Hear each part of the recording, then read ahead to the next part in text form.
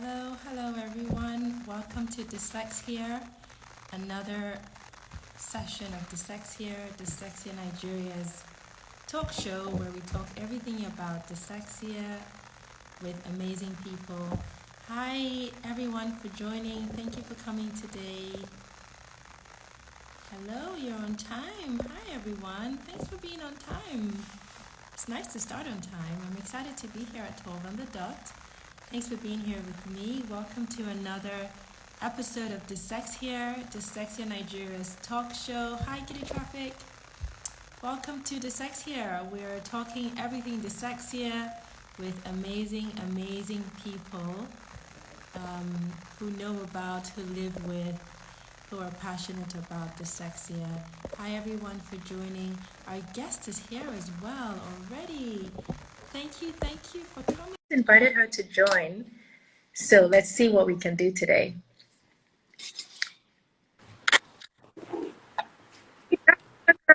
Morning. Hi, morning. Thank you for joining us on time and joining us today. Yes. Please maybe move your camera. It might be to your right.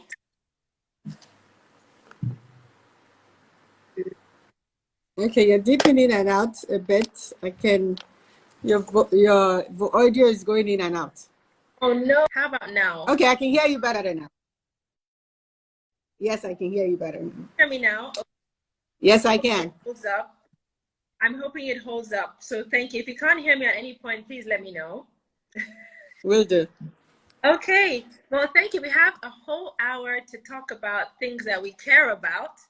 And I know that a lot of the things we care about are linked to dyslexia, you and I. So we're going to have a great conversation. I'm going to take the time to your profile because I think everyone who's joining needs to know who I'm talking with and why I'm so excited to talk with you. So don't be embarrassed. Just a minute, reel off your bio. Everyone who's here is a futuristic dyslexic thinker, who is a dynamic public health practitioner, passionate about health promotion, disease prevention, healthcare planning, and resource management.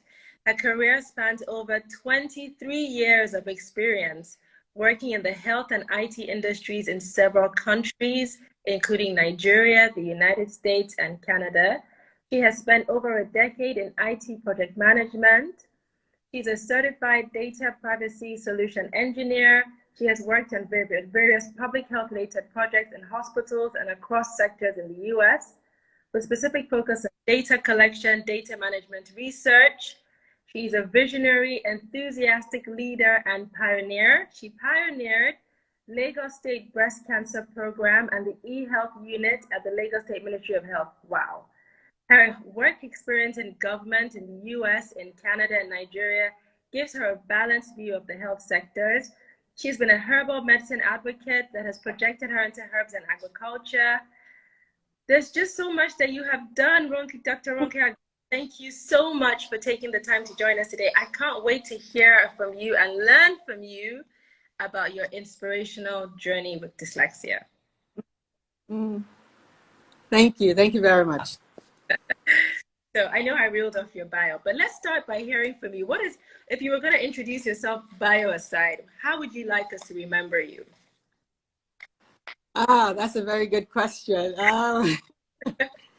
I think futuristic sums it all up.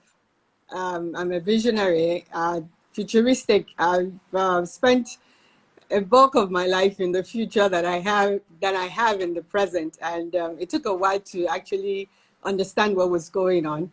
I'm a very enthusiastic person. It actually precedes me sometimes, but I think futuristic, dynamic thinker, and would be the bulk of it for me, and I'm passionate about what I do.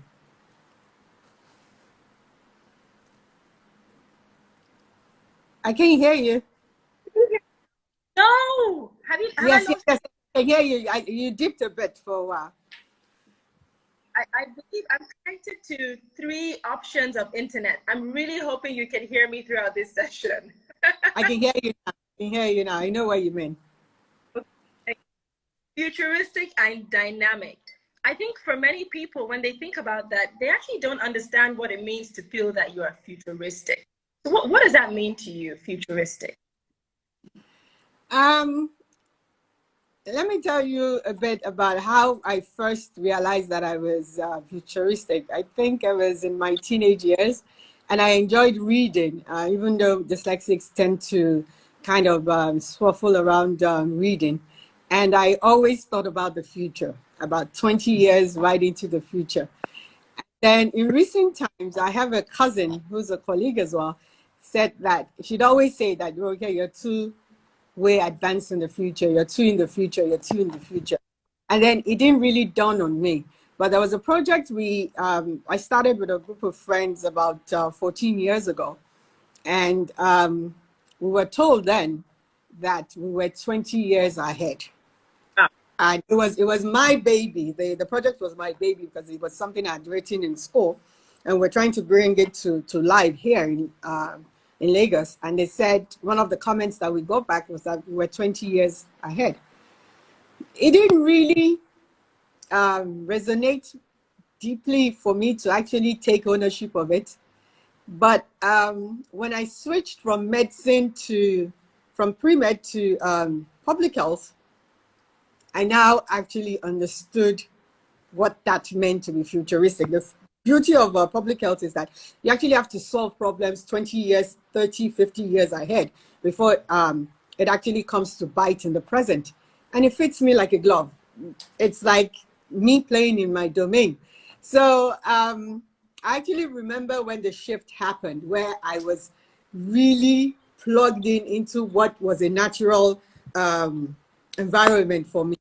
So it's not something that I knew bits and pieces of it, but in recent times, I've taken full ownership of it and actually realized that it's not something that I can shake off. Pardon? You. Say that again. I'm sorry, I lost you there. You cannot shake it off because it is you. Yes, yes, it is, and I'm so proud of it, like I've never been. Okay, so I know that not many people can firmly say that they are futuristic, and I have a feeling that that has something to do with dyslexia. So let's go to your dyslexia story. When did you realize that you were dyslexic? That's a good question. I think bits and pieces started falling into place in more recent time than before, but I actually took a grip on it when I was on a radio show with a friend a few years ago, and it was actually something to do with another form of disability, and it actually dawned on me how my journey actually came to be. You know, like I said, in bits and pieces and all that. First and foremost, I'm hearing impaired. About 20, 30 years ago, I used to wear an hearing aid and all that good stuff. And when I wore an hearing aid, if you are old enough to know what this series was called back in the 80s, Bionic Woman. Bionic Woman was a woman that had like some sort of supernatural power that she could hear what was happening the next door and all that. So literally I was that, because I was wearing an hearing aid, and I could hear noise from the two doors down. And yeah, I literally could when I started wearing an hearing aid, because it was so sensitive. It was really amplified, so I could pick up a pin drop literally. And I think in the years that I believe in the years that I wore an hearing aid, it kind of rewired my brain. And looking back now, I used to be teased in school. I was called a calendar. And I didn't really understand why because I could tell you dates, and you know, it was very unique. I could tell you dates, time. If you said I did something, I'd ask you what was I wearing, where was I, da da da, and all that good stuff. So nobody knew what that was. I mean, the world was different 30 years ago in comparison to what it is now, 35 years ago. And now they just thought, you know, I just couldn't hear. But it gave me, it was supposed to cure or help with a problem, but it created other problems for me. Oh. Pardon? Yeah, it did. Because nobody told me, the audiologists and everybody in that field, the ENT specialists, they didn't tell me what the side effects of wearing an hearing aid, because I didn't want one for the best part of my life at that point in time. And then you're giving me something to supposedly help me, but nobody told me how to deal with it. So I was, you know, like hearing a lot of noise. It affected my concentration a lot more than it should, because I could hear everything. And I remember very vividly, occasionally I'll turn it off just because there was so much activity going on in my head. Yeah, so nobody told me that this was going to be the side effects and all that. And towards the early part of in the 90s, I can't remember when exactly now, I just stopped wearing it because it brought more confusion than I needed to have at that point in time. One thing that I would say that I didn't know the word was dyslexic, was dyslexia, was when I had to take JAM. JAM is joint matriculation, the exam that is equivalent to, what's it called now? What's this exam called? I can't hear you. Relations board. Thank you. So I took that particular exam 6 times. Wow, 6 times. Yes. Yes, that's one every year. Pretty much, yeah. Wow. In fact, there was a year that it happened twice, and I was present at both times. Now, the funny thing was that I was teaching other people how to pass the exam, but I couldn't pass it. Fortunately, fortunately for me, my mom, bless her, she never gave me any word, any discouraging word that I can remember. She'd always say, you know what, just try again. You know, she was always the one, to be very honest, who bought the forms for me and asked me to fill it. So she was very relentless in that regard, and she would say, fill it and all that. And I'll get into the exam. I would have studied to the best of my ability and all that. But the results would come out and it did not even correlate with my effort or what I thought I had done. And of course, as a teenager then, and nobody to tell you what exactly was going on, it led into so many things, to few things that I can remember vividly. Ulcer, dementia, and insomnia. Because I had prepared for an exam, and I remember one year, I think it was in 1992, I'd studied so much, I couldn't switch off my brain. So, like I said, bits and pieces started falling into place, but you know, science wasn't as advanced as it is right now to help me come to terms with what it is right now. So I think me owning dyslexia actually happened maybe in the last 10 years or less. I mean, that was a huge chunk of time. And it really sounds like that period, as supportive as your mom was, there was a lot that was difficult for you to cope with the dyslexia at that time that you probably didn't even know was the dyslexia.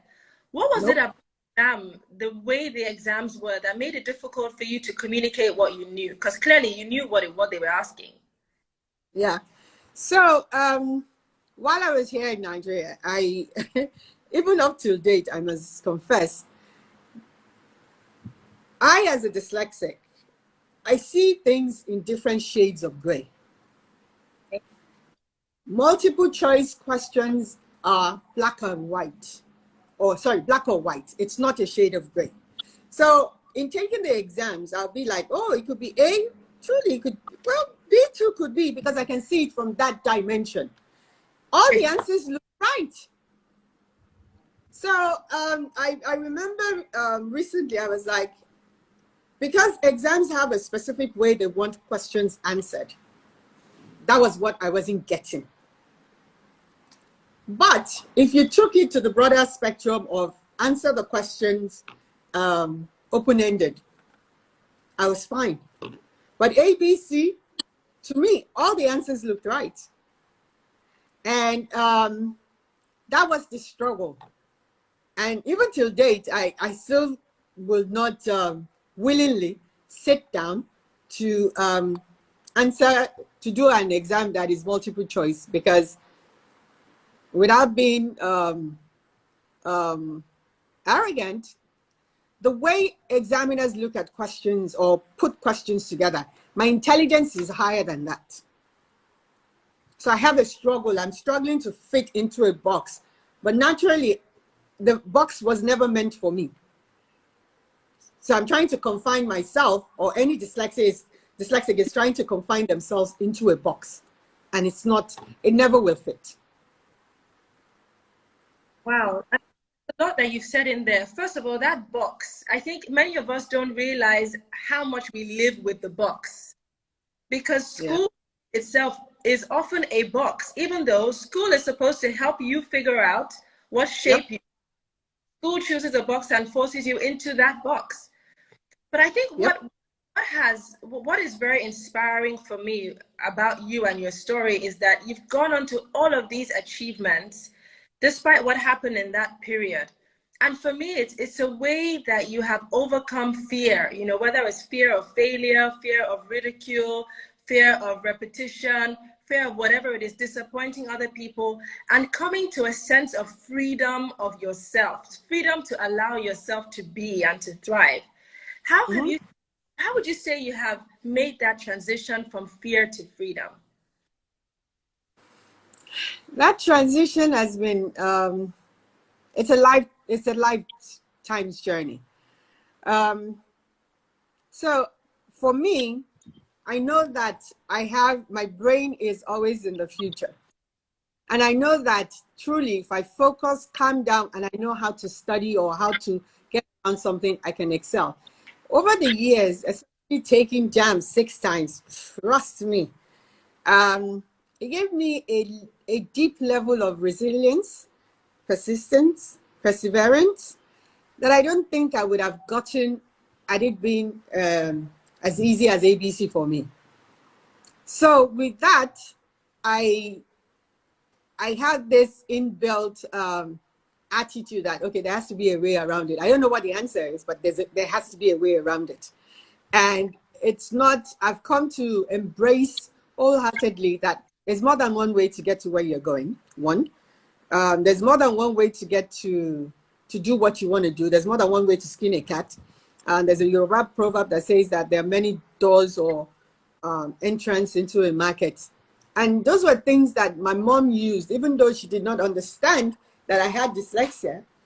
Those were little ingredients, that I should say, that she put into the spice of my life to get me to where I am now.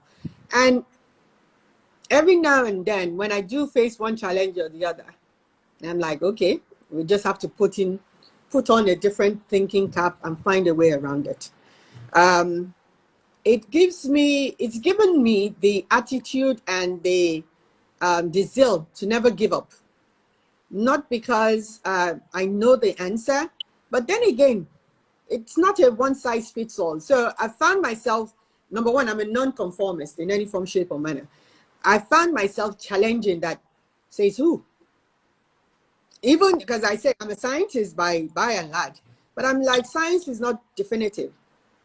It's not an end game, because there's a lot science doesn't know, and science is still discovering a lot.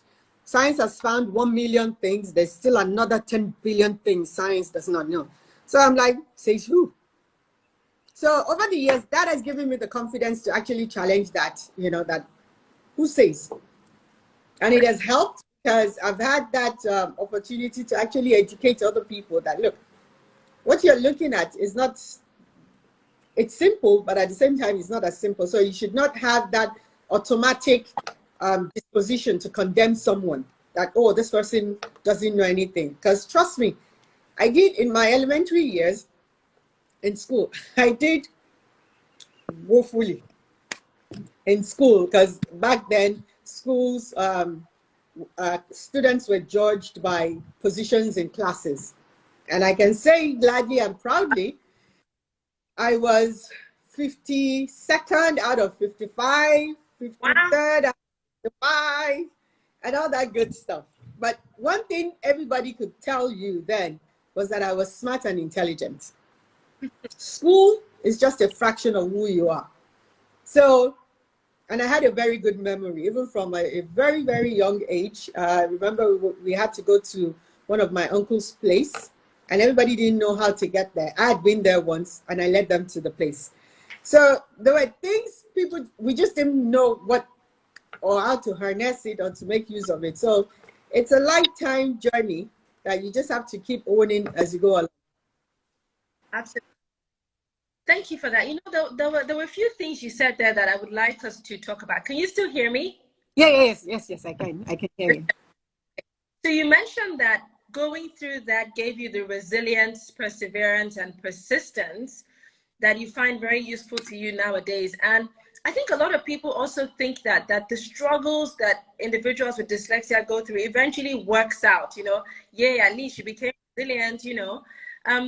But do you think that there are other ways that we could build those skill sets without taking people through that struggle? I think, yes, I do. One definite way is to keep advocating and raising awareness about it. Because I remember, I think at the first Dyslexia Nigeria conference about 4 years ago, and I told my boss that I was going for dyslexia conference, and was like, what are you going to do there? I'm like, oh, I'm dyslexic. I was like, oh, you don't look it. I'm like, oh, wow, thank you. I'm not supposed to look it because it's not a look. A lot of people are dyslexic, and WHO has proven this in their report. I think it's 1 out of 5 or 1 out of 10 people in the world are dyslexic. If you 1 out of 5. So if you go by the current population of the world at 8 billion, that's 1.6 billion people. That's a lot. And 1.6 billion people are dyslexic. So it's not a micro percentage that you can just disregard. I was speaking to one of my daughter's teacher earlier this morning at PTC, Parents Teacher Conference, because I have 2 children who are dyslexic. And I was telling, because you were saying that, oh, that my daughter can be unserious sometimes. She's restless, she's playful and all that. And I let him finish. I'm like, yeah, I know, that's definitely her. And I said, have you heard of dyslexia? And he was like, yeah, and, you know, you hear words, but you don't really understand the concept of it. So I asked him that, and he was like, you know, there was a bit of a blank look on him.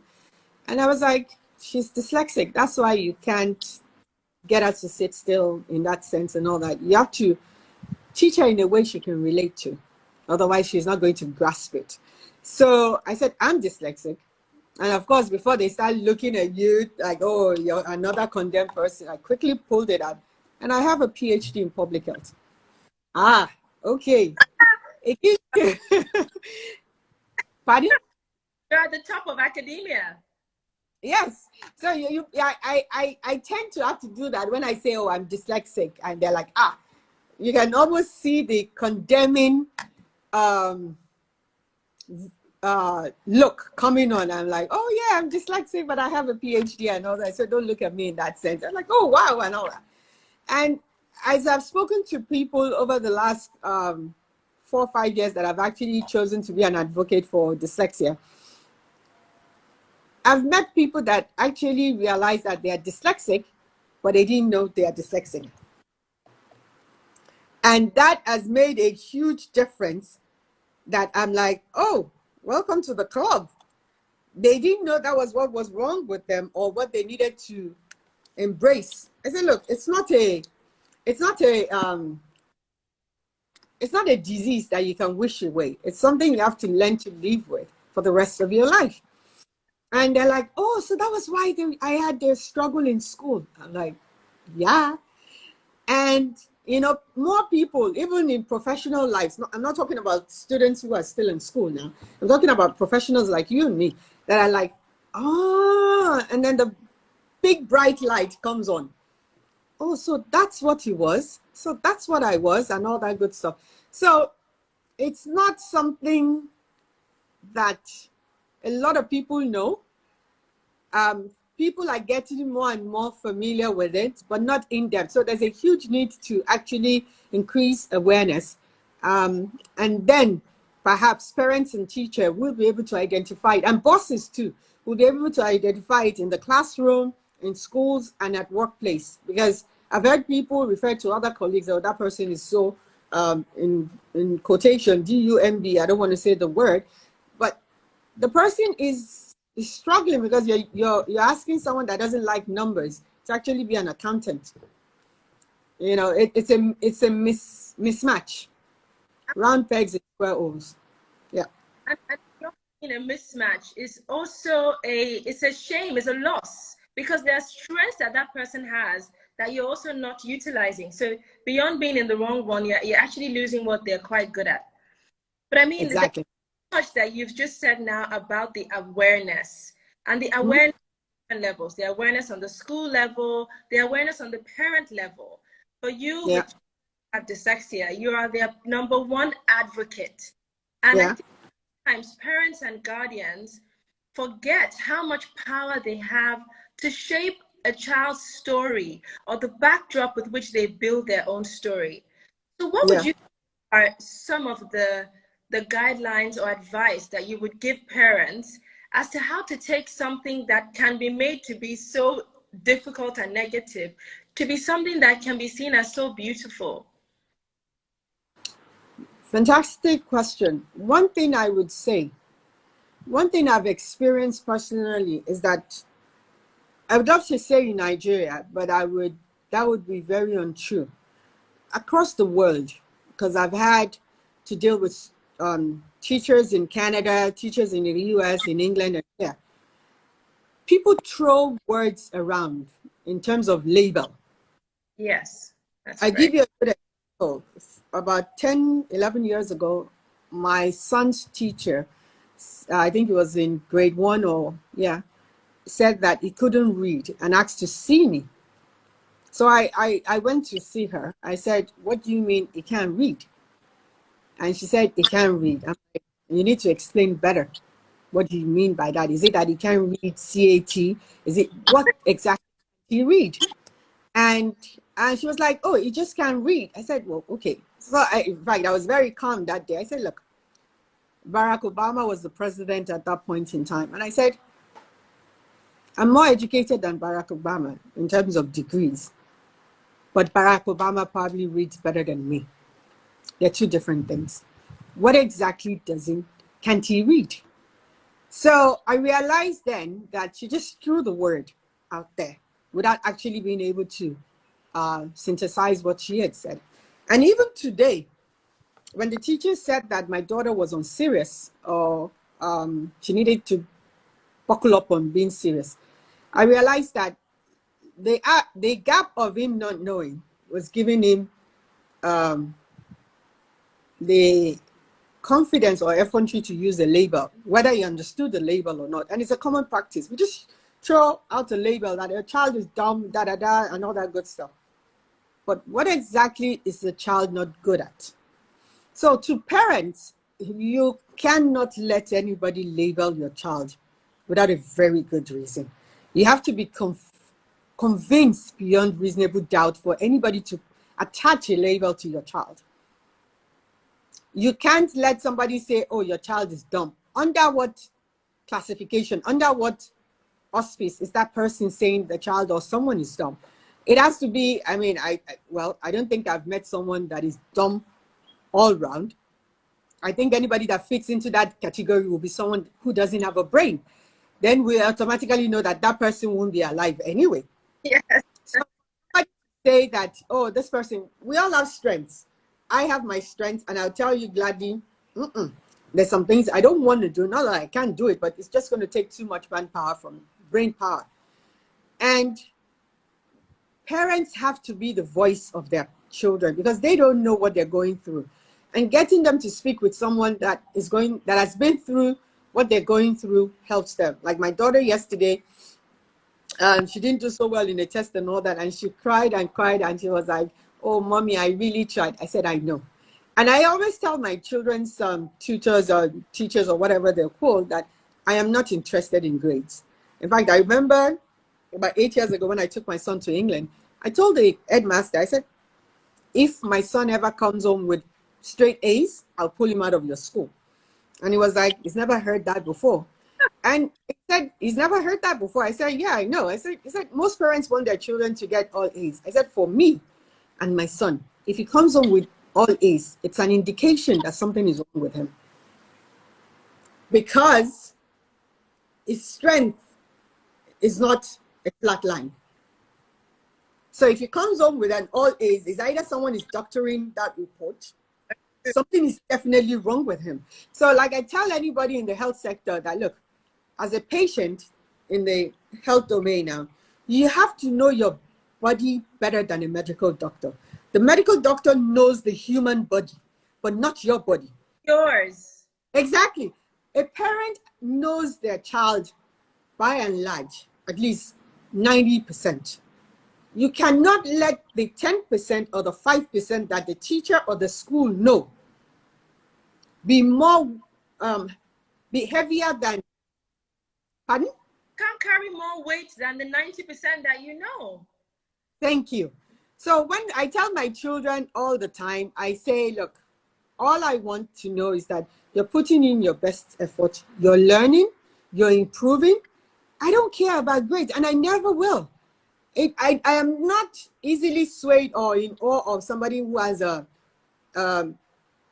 parallel or has a GPA of 4/4. It doesn't mean anything to me because education for me is not certificate. It's not a degree. Education is learning continuously all throughout your life. And you have to be able to apply it and critically think, solve problems, because you can be as educated as they come and actually you can be and almost be not so intelligent at the same time. So I want you to be practical about what you're learning and being able to use it in life, because school will end. It's not indefinite. School has a phase and it will come to an end at some point, and that is why I really tell any parent that take a good look at your child. Your child has some strength. Focus on that instead of what they're not doing so well in school. School is not a true measure of a child's intelligence. And fortunately for me, I experienced that as a child. And so do I see that in my children because they're very intelligent. School is a different kettle of fish. Even the comments, everyone is completely agreeing with what you're saying. Absolutely, school is not indefinite. School will end. It's just a box. There's so much more than just the reading and writing. And like school is not a true measure of a child's intelligence. I know you talk about the labeling, don't let someone else label your child unless it's absolutely necessary. And I wanted to add that even when that happens, the labeling should be because they're now going to be able to identify what is going on so they can support, not just for labeling's sake, ever. It should never be labeling for labeling's sake, no matter what. Yep. I think for me, it comes back to that conversation on fear.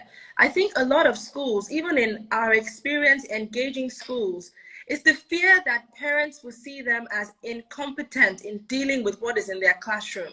So they would rather call it something that is out of their control, in quote. Oh, the person is DMB, like you said. That has nothing to do with me and my teaching. But it's really a fear. Who worked in public health, also worked with a lot of institutions. What do you think is the best way to address that fear that an institution can be nullified or made irrelevant if they feel that they admit to something that they're still learning about? Ah, that's a very good question. There's no, I don't think there's any definitive way to intercept or um, as a form of intervention for that. I believe without a doubt in my mind that it stems from leadership. If the leadership or management of an entity, company, government, or whatever embraces something and said, okay, I mean, take for example, Piers Branson, who owns Virgin Atlantic, is dyslexic. So it gives the confidence to other people to actually step forward and say that, oh, okay, maybe this person being dyslexic, it's not a bad thing. Or, if this person can do it, it gives inspiration to other people that, okay, I can do it as well. And when I facilitate at work and all that, I actually teach now at a tertiary institution here in Lagos. I tell students that it's not a creative journey. Sorry, it's not a definite, it's not a bus stop, it's a journey. So you're going to actually learn, unlearn, and get wiser as time goes on. But throwing out the word dyslexia and all that, and you have a company, an entity, or whatever, not understand it and not appreciate it, could delay the entire workforce or the immediate community of someone who's dyslexic from embracing it. If you have leadership saying that, look, because you're dyslexic doesn't mean you're dumb, because you're dyslexic doesn't mean you can't do this and all that. Like I said earlier, awareness and the absence of it speaks volume. That would definitely, like right now, I'm too glad to wear. If I could, I'll put out a billboard all over the country. I'm dyslexic. Leadership and awareness, having people speak more about it, taking it forward to say that it's not the end. It doesn't mean the person is disabled in the real word of it. It just means they have a different brain from what every other person knows. So that advocacy and leadership, I think they go hand in hand without discrimination. That is the only way because if leadership or management doesn't embrace it, it automatically, in my opinion, gives every other person around the opportunity to be lazy or just to stigmatize people. But if they see leadership and with advocacy and awareness, they're like, oh, okay. In fact, more likely than not, you'll find out that certain issues will be referred to someone that can handle it instead of just assuming everybody can handle it. Absolutely. And I think, when you talk about the awareness, the leadership, the advocate, those three pieces, they really indicate that organizations themselves are living things, because organizations are made up of humans who are living things. And like you said, the point is continuous learning. So not an organization, a school, a company made up of people to improve what they know over time so that they can be better. I absolutely agree with you on that. Leadership, awareness. Yeah. Yeah. I think we talked about fear from the perspective of the individual, which was you, and from the institutions.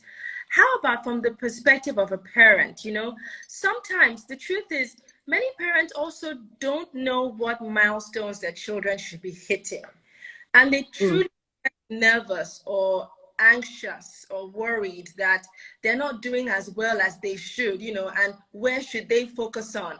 And they ask, what should I be doing instead of how should I be? I think you've demonstrated that yourself, with your children is how you are with them rather than, oh, what should I be doing next? And that in how you eventually find what to do. So how would you say parents should be? How should we be? How should we be? We should be as curious as they come, I think. In talking to my daughter yesterday, she used the word, even though I've heard it so many times in life and I've used it out I've used it myself. I was explaining to her, I just asked her a question that, do you spend a lot of time in the future? She said, yes, I zone out a lot. Now, it actually brought a phase in my life back to reality for me. Unless you are asked, unless you take a good look, you know, sometimes we get, as parents, as a parent, we get lost in what everybody should be doing, you know. Everybody's going to year 9, everybody's going to year 10, everybody's starting university today, da da da da da da. And we can't get lost in there. But going back to what my mom said when I had to take a class again, which was Form 4, I think that's year 10, I think. And I had to take it again. I had to, and I wanted to do medicine. And that school, that report card for that year would have made me not a good doctor. I would have even made it. My aunt, bless her soul, she said, she looked at the result and said that I should take the class, the entire school year again. And I was like, I was just getting popular, da da da da da. I was just getting out of my shy shell and all that. But my mom said something that has stuck with me for almost 40 years or thereabout. She said, do not use someone else's journey. It's a Yoruba proverb. She was like, do not use someone else's journey to determine your journey, because you're not on the same path. I didn't understand it deeply, but you know, it was a pep talk, and she woke me up in the middle of the night to give me that pep talk. But over the course of time, I've come to actually realize that it makes a lot of sense. So, like we said earlier, 1.6 billion people are dyslexic in the world. The mainstream is the remaining 6.4. Yeah. So everybody's looking at 6.4 billion people. I'm forgetting that 1.6 billion people is a journey by itself. There's, 20 students in a class. Maybe 5 will be dyslexic, give or take, or 4. And then you're looking at it that, oh, it's just my child. But you haven't gone to find out, maybe there are 4 other people. You only see your child, which is fair. But you have to look at it in a holistic manner. That if she's struggling and everybody else, even the teacher said it today that, oh, my daughter is around everybody that is intelligent and all that. They're academically intelligent. There's a difference. Academically intelligent and intelligent on a normal spectrum, they're 2 different things. Except your child can't speak, can't hear, blind, all of that at the same time. Would you say that, oh, there's something wrong? As a parent, you have to find out what exactly your child is good at. My 2 children that are dyslexic, they both had one sport in common, football. My daughter actually plays for our school and all that good stuff. Football, it lights up the light in her eyes. So I'm like, okay, there's so many things that you can do in the field of football when you decide to go to college and all that. The world has changed so much in the last 30, 40 years, where our parents said you had to be a lawyer, engineer, doctor, architect, those mainframe degrees. Each of these degrees have been broken down into nothing less than 10 different degrees. So you might want your child to be a doctor. Here I am. There's more than one way to have the title if that's what you're interested in. There's a child that wants to be an architect and you want your child to be an architect. Well, there's interior architecture now, which is probably not as comprehensive or whatever. You know, there's so many ways. So we need to, as parents, need to stop trying to live our lives in our children's space.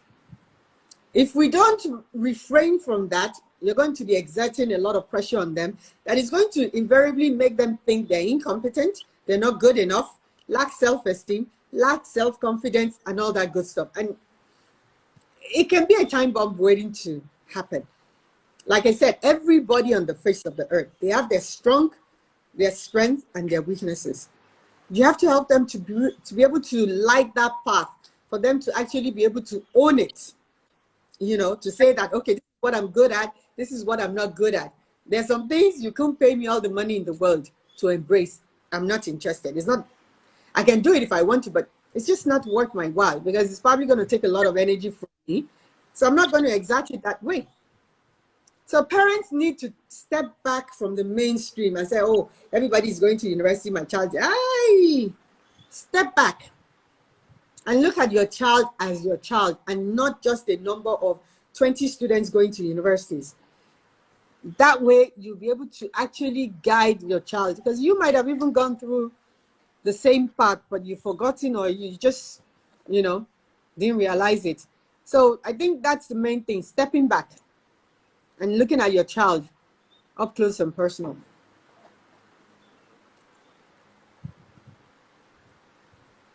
I can hear you now. Can you hear me? Can you hear me? Can you hear me? I can hear you now. I can hear you now.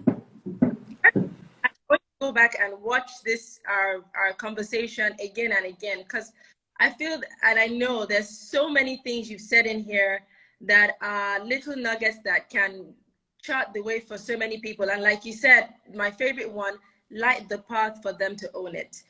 I think Dr. Atikola also added in the comments that just know that every child is like a keyhole.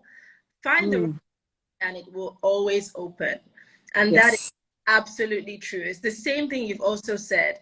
There is no any child. We all have our strengths and our challenges, and we should build on those, and we should appreciate them and appreciate ourselves for who we are and what we can do. Thank you very much for that. I know we're rounding up to 10 minutes to the hour. I'm going to ask you a question, and then I'm going to leave it to you to add anything else that you would like to add, maybe from the future as well, that I haven't even asked you, because I don't see questions from the future. So I wanted to, is there anything you experience now in your daily life that you struggle with because of your dyslexia? That is such a practical question. Lord have mercy. Yeah, like I said, it doesn't go away because you're older. Classic example, about 2 weeks ago, there was a service of song for like a big sister who passed on, bless her soul. And the flyer was sent, and it read something, let's say number X, Water Corporation Drive. Okay. And I was on my way, and something just said, look at it again, you know. Guess what? What?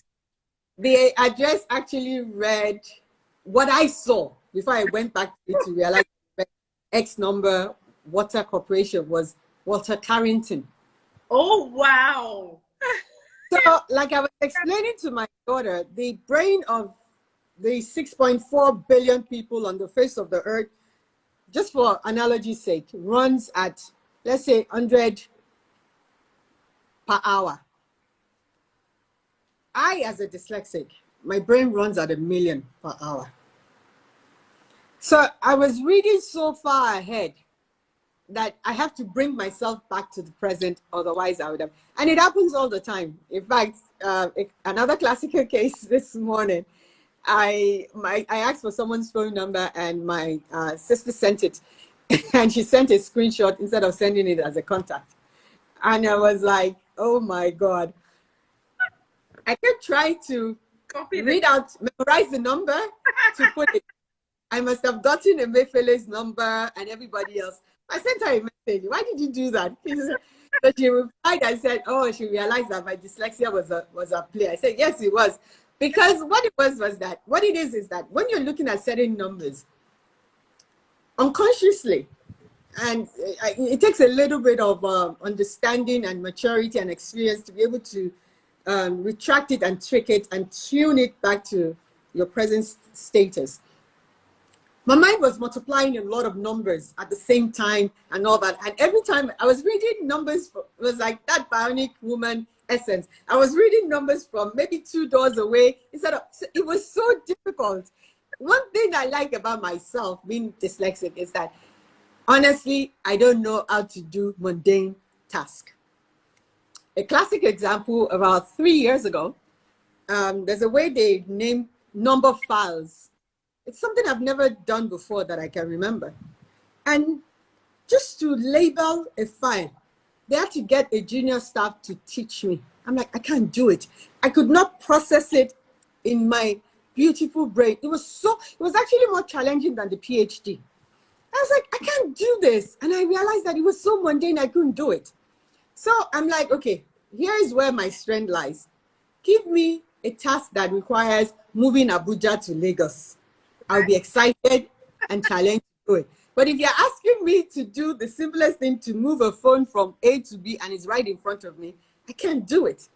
So it still happens live, you know, and it takes the grace of God to be able to overcome it. And so, like I said, it's not something you can shake off and you're done with it. It's something you have to learn. And I don't think it's something you can necessarily teach, because we all have to develop the tools ourselves. But you can get inspired by hearing someone else talk about it. That's true. Like I know people have been inspired by hearing you talk about it today. And there's something I love about the way you describe the challenges is that you still describe the challenges as positives. I think that's very difficult for people to do, you know, to still see that this is me, this is still my strength. It just plays out in a way that you're not used to. So thank you very much. Perspective. Someone asked a question. How easy was it for you to study your master's and PhD? Oh, that I like. It was actually a lot easier than JAMB. I can do, if you're dyslexic, you can, without a doubt in my mind, I can do 59 PhDs instead of taking JAMB, because dyslexics can see logic. Once you have the foundation, you know what's logical. There's a pattern to it. So, and PhD actually is not about intelligence. I tell people that it's actually about perseverance, persistence, resilience. It's not about intelligence to a large extent. I mean, yes, you do have to have a grain of it or whatever, because in my class, 100 people that started the PhD program. The year I graduated, less than 20 of us graduated, because life happened, coping skills were present and absent, so many things. Right. Dyslexics tend to want to be able to at least forge on, whether they're forging on right or wrong. Once they get a hang of it, that has been the case in my situation, that I'm like, okay, there's no right or wrong. So I always say this, and it probably gets on people's nerve, that it's neither right nor wrong, it's just different. I coined that phrase in Spain, in Madrid, 2008, during my PhD conference, that it's neither right nor wrong, it's just different. And I say this all the time, that unless you've met 1 million people in your lifetime, can you say this is not the norm? What do you mean by that? Because my norm is different from your norm. And therefore, there are droplets and pockets of norms all over the world. You just have to define your norm, and trust me, you'll find that it's not just you. So PhD is resilience. It's not, yes, it's more resilience, persistence, and being dogged, I guess, than being book smart. It gets easier. Pardon? Intelligence. The logic is also intelligence. Oh yeah, oh yeah, oh yeah. Yes, I may not book intelligence alone. Yeah. Thank you so much, Dr. Agoro. It's been amazing speaking with you.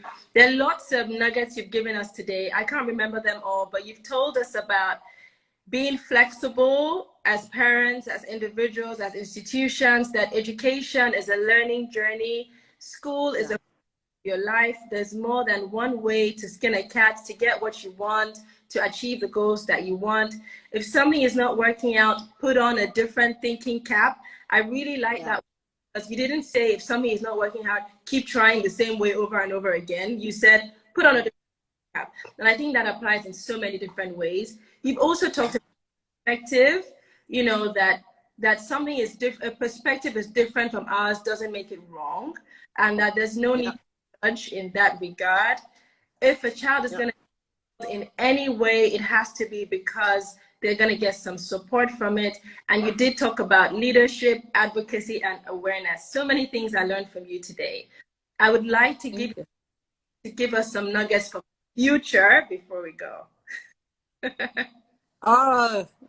Well, like I said, the future is so bright. You're going to need a couple of glasses to actually shade your eyes from it. The world is changing. Change is the only thing that is guaranteed. The future, the children truly are the future, because there's some problems that we don't have the skills to solve. Not that we can't learn, but they're learning it faster than we are, or we could. So it's changing. Technology definitely is taking the forefront, good or bad. I think in every situation there's a good, there's a bad, and not so pretty, so to say. So the future in the health space is definitely dynamic. So many things are going to be, so many problems are actually going to be solved by dyslexics. Like I was talking to a neurosurgeon about 4 years ago, and I said in the next few years, surgeons will be able to actually operate remotely. It's being worked on right now as we speak. So the future is bright, and if you have a child that is dyslexic, you have a solution right in front of you. You just need to help them path. Way to conclude. Thank you so much for your time. For everyone that has us, thank you for being part of this conversation. I hope you learned as much as I did from Dr. Ronke Agoro. It was a fantastic discussion with you today. Please learn more about dyslexia. 1 in 5 individuals is on the dyslexic spectrum. That means for all of us, there's someone in our family, in our classroom, in our workplace, one of our friends, somebody we know is on the dyslexic spectrum. You. Or you. Absolutely, or you. So do learn about the science of dyslexia. We currently have a promo going on, a Valentine's promo for the whole of February. We have some great discounts going on for our online course, Understanding Dyslexia. Go and learn it at www.courses.dyslexianigeria.com. Take advantage of the Valentine's promo, because we do love you and because we want you to love dyslexia. We've given that promo. So please go on and learn about it. Dr. Ronke Agoro has been wonderful. Thank you for your time. Thank you for everything. Thank you for advocating for dyslexia. Your children are absolutely lucky to have you as their mom. And we are all have you as someone that we can look up to as a successful individual with dyslexia in Nigeria. So thank you so very much. Thank you. Thank you very much, Lydia, for having me. It was my pleasure, and I'm glad to speak about it, because it's my real life, really. So thank you. Thank you very much. Take care, everyone. Have a wonderful weekend ahead, and we'll see you again next week. Thank you. Bye-bye. Thank you. Bye.